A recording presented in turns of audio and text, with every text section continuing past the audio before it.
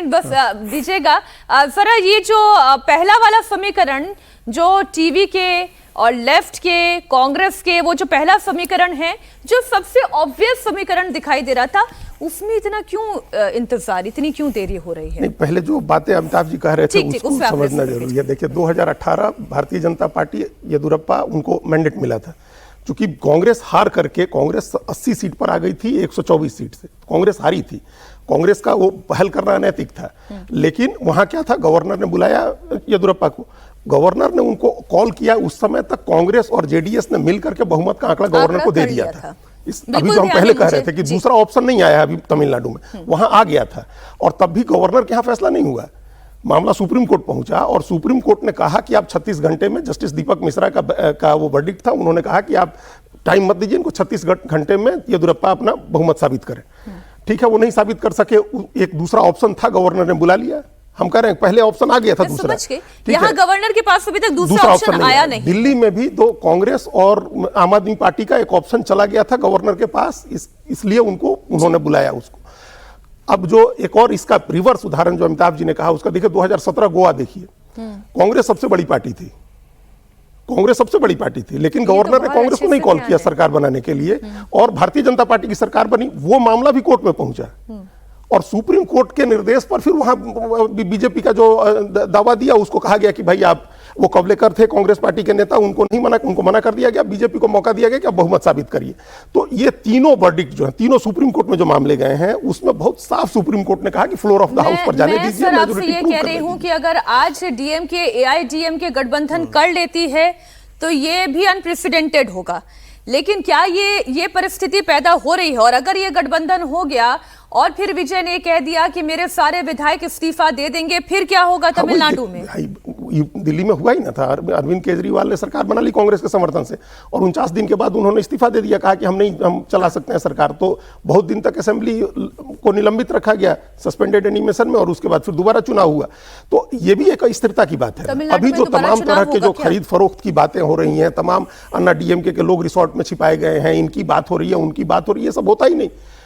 भाई शंकर दयाल शर्मा ने, अटल बिहारी वाजपेयी की सरकार गिर गई थी, एकदम सबको पता था कि कोई मैंडेट नहीं है, तुम बुला लिया शंकर दयाल शर्मा ने, अटल बिहारी वाजपेयी की सरकार गिर गई। और क्या इस देश में माइनॉरिटी सरकार चलने की मिसाल नहीं है?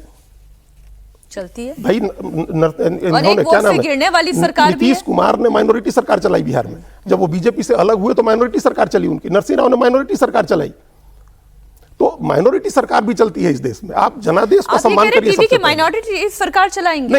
नहीं होगा, उनको बहुमत मिल जाएगा। कौन देगा? भाई ये सब छोटी पार्टियां दे देंगी जो उनको दे रही हैं अभी। अब तक क्यों नहीं दे पा रही हैं? इसके पीछे कोई खेल लग रहा है आपको? वो सब अपना अपना बार्गेन कर रहे होंगे, सब अपने अपने पत्ते वहां रख रहे होंगे कि हमको ये चाहिए, हमको ये चाहिए, सब अपना बार्गेनिंग का वो चलता है इस समय, जब ऐसी स्थिति बनती है तो। और जब गवर्नर बुला लेते तो उनकी बार्गेनिंग भी कम हो जाती। अब गवर्नर ने नहीं बुला करके सबको बार्गेनिंग की ज्यादा पावर दे दी है, खरीद फरोख्त का खुला मैदान बन गया है। मैं विजय की इमेज पर मैं थोड़ी बात करना चाहती हूँ। ये जो पूरा पॉलिटिकल घटनाक्रम हो रहा है अमिताभ जी, इसमें विजय ने अपनी इमेज को कैसे प्रोटेक्ट किया है? क्योंकि वो तो खुले दिल से कह रहे हैं कि कोई भी हमसे गठबंधन कर ले। वो ये भी कह रहे हैं कि डीएमके के खिलाफ ये जनादेश है, तो एआईएडीएमके और डीएमके का गठबंधन तो ये बिल्कुल भी एक्सेप्टेबल नहीं होगा।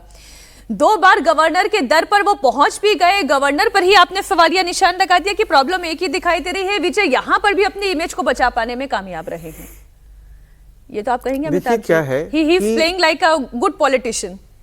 देखिए क्या है कि असेंबली हंग है और जनता ने ये मैंडेट हंग कर दिया है। तो जब अगर जनता ने क्लियर मैंडेट नहीं दिया है तो रिजॉर्ट पॉलिटिक्स होगा, क्योंकि जनता ने ही मैंडेट नहीं दिया क्लियर। ठीक है, अच्छा, जब जनता ही गलती सी अल्टीमेटली नहीं गलती और इसकी बात सीटें जिता के टीवीके को भेज दिया, ये सोचा होगा उन्होंने कि भाई कहीं से नंबर जुटा लिए जाएंगे। जब मैंडेट पूरा नहीं है तभी रिजॉर्ट पॉलिटिक्स हो रही है ना। अगर मैंडेट पूरा होता तो रिजॉर्ट पॉलिटिक्स नहीं होती ना। अगर उनको 125 सीटें आती तो नहीं होती ना रिजॉर्ट पॉलिटिक्स। तो resort politics is the result of mandate ना अल्टीमेटली। क्या डीएमके एआईडीएमके के गठबंधन को एक्सेप्ट किया जाएगा? देखिए, जब आप जनता के ही मैंडेट की बात कर रहे हैं, जब मैंने आपको 3 एग्जांपल दिए, दिल्ली का एग्जांपल दिया, जैसे सर ने भी बोला, कांग्रेस और आम आदमी पार्टी ने सरकार बनाई, चली क्या? 50 दिन चली। भाजपा को नहीं बनाने दिया सरकार कर्नाटक में, जेडीएस और कांग्रेस ने बना ली, चली क्या? नहीं चली। एमवीए ने सरकार बना ली बीजेपी को मैंडेट नहीं दे करके, चली क्या? नहीं चली। ये बात जरूर है कि एडीएमके और डीएमके का अगर अलायंस होता है तो दैट इज क्या बोलेंगे उसको, that is not respecting the mandate. ये बात जरूर है, इस बात को मैं मानता हूं। लेकिन टीवीके और एडीएमके का अगर अलायंस होता है that is fully respecting the mandate. हालांकि एक अलायंस जब इतनी बात होती है तो मुझे ध्यान आता है कश्मीर का, अगर महबूबा मुफ्ती के साथ बीजेपी अलायंस कर सकती है तो द्रविड़ पॉलिटिक्स के नाम पर ये अलायंस तो फिर उतना खराब नहीं दिखाई देता। ठीक बात है भाई, दोनों हारी हुई पार्टियां कर देती हैं, हारी हुई पार्टियां अलायंस करके सरकार बना लेती हैं, जीती हुई पार्टी को रोक देती हैं। जैसे महाराष्ट्र में रोका भारतीय जनता पार्टी को शिवसेना और कांग्रेस और एनसीपी ने, हारी हुई पार्टियां थी, और शिवसेना तो साथ में लड़ी थी भारतीय जनता पार्टी के, और भारतीय जनता पार्टी के दम पर जीत के आई थी। फिर शिवसेना का क्या हुआ, ये भी फिर वो भी हिस्टोरिक है। तो ये सारी चीजें नहीं होती, क्या होता है कि सिर्फ हमेशा राजनीति जो है ना हम लोग, बीजेपी इसमें कुछ देख रही है, इसी वजह से सब प्रॉब्लम हो रही है। बीजेपी को प्रॉब्लम हुई है कांग्रेस पार्टी से।